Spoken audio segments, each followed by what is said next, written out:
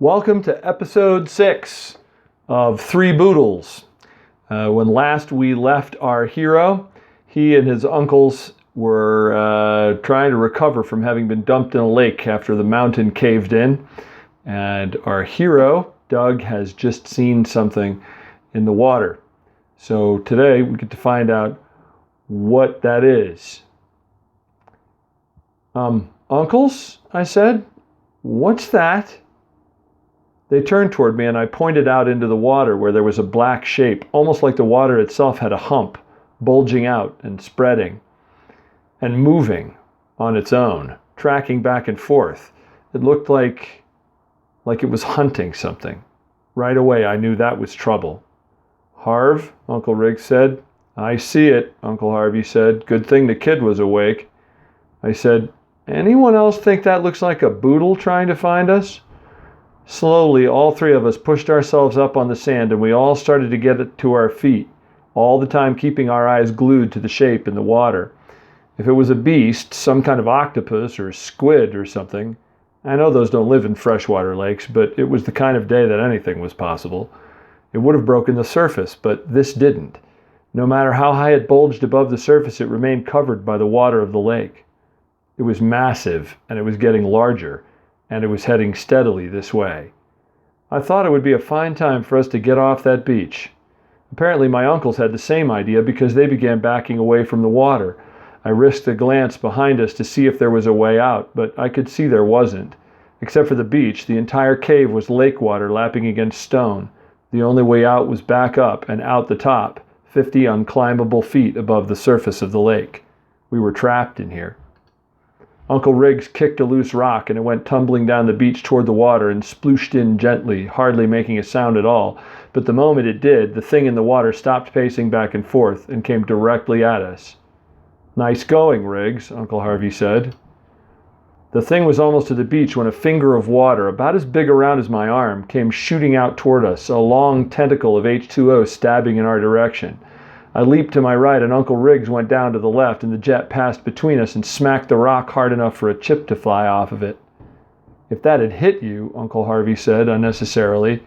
Yeah, Uncle Riggs said, looking over at me. Kid, how are you at dodgeball? Truth was, I wasn't very good. Math is a lot more my thing, I said, but it's fun to play. I mean, it was before this. Uncle Riggs gave me a huge grin and said, watch and learn. I smiled back. I couldn't help it. These old geezers were dodgeball players? You guys play this game a lot? I said. They looked at each other and smiled, and back at me. Seems to me there are a lot of things you don't know about us, Uncle Harvey said. Which maybe we should ought to fix if we live through this, Uncle Riggs said, and we all threw ourselves flat as another larger jet of water flew out of the lake at us. For the next few minutes there wasn't a lot of time for talking. The thing in the lake kept hurling bolts of water at us, varying the size of the jets and the direction they came from, forcing us to always keep our heads on a swivel. We were covered in sand, and I was getting winded from throwing myself flat one second and leaping into the air the next. Although my uncles were, in truth, exceptionally good at this game, they started having the same problem I did. We couldn't keep this up forever. Sooner or later, one of those jets was going to punch a hole right through us. It had stopped being a game now and had become a desperate fight for survival. Only, we weren't fighting, were we? We were just avoiding being smooshed. Maybe it was time to change that. On my next dodge, I flattened myself next to the wall and picked up one of the rock chips that had come off when it was struck by the water. It was black and smooth, like glass, obsidian. The edge of it was sharp, like a knife, and the whole chip was about the size of the palm of my hand, and flat as a tabletop. It gave me an idea. I flung the rock sideways with my arm parallel to the ground, the angle of the throw low and even with the water. I might not be much for dodgeball, but I was a world champion rock skipper, and this was the perfect skipping rock. The rock hit the water with a smack and skipped off it, rising a couple feet into the air and plunking back down, repeating 3, 4, 5 times. The thing stopped shooting at us. Then, one at a time, everywhere the rock had touched the water, jets shot upward toward the roof of the cave. Uncle Riggs saw what I did. Well, I'll be a swear word, he said. Would you look at that? Uncle Harvey grabbed a rock and threw it at the water, skipping it like I did, only not so far and with fewer skips. He got the same result. "Kid, you're a genius," he said. We all took a deep breath, safe for the moment. "And you've got an arm, too," Uncle Rig said, watching my second rock sail across the water in 7 jumps. "Who'd have thunk it?" "Because, no offense, kid," Uncle Harvey said, throwing another, "you don't come across as the adventurous type." "You kind of act like a lump, to be honest," Uncle Rig said, trying a throw. A pretty good one, too. He wasn't bad at this. I suppose they were right. I mean, I went to their house and just sat there, mostly, except for the shelling the peas. I didn't say anything, and I didn't do anything. I just wanted to get out of there.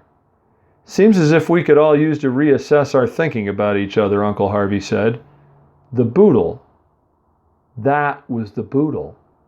I needed to know that my uncles were really pretty cool guys who could do a ton of things I never thought they could, and they needed to know that I was game if they were. Game? I was thrilled. Having these two around was like having 2 big kids to play with, kids who could shoot guns and play dodgeball and fish and who knew what else. I sure couldn't have predicted all I knew so far, and I couldn't wait to find out what else these crazy guys had up their sleeves. So we solved the boodle. That should have been it, right? But the jets kept coming.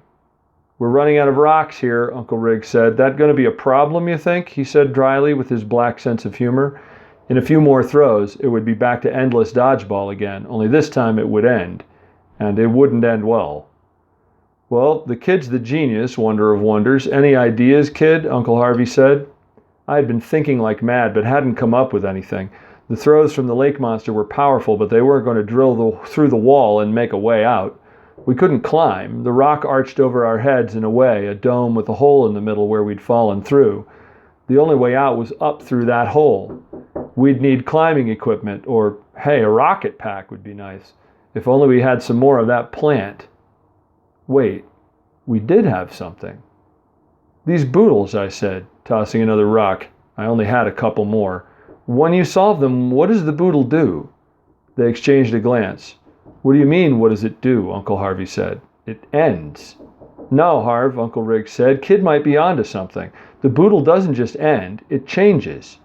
It stops being a thing you fight and starts being, I don't know, something else, a helper."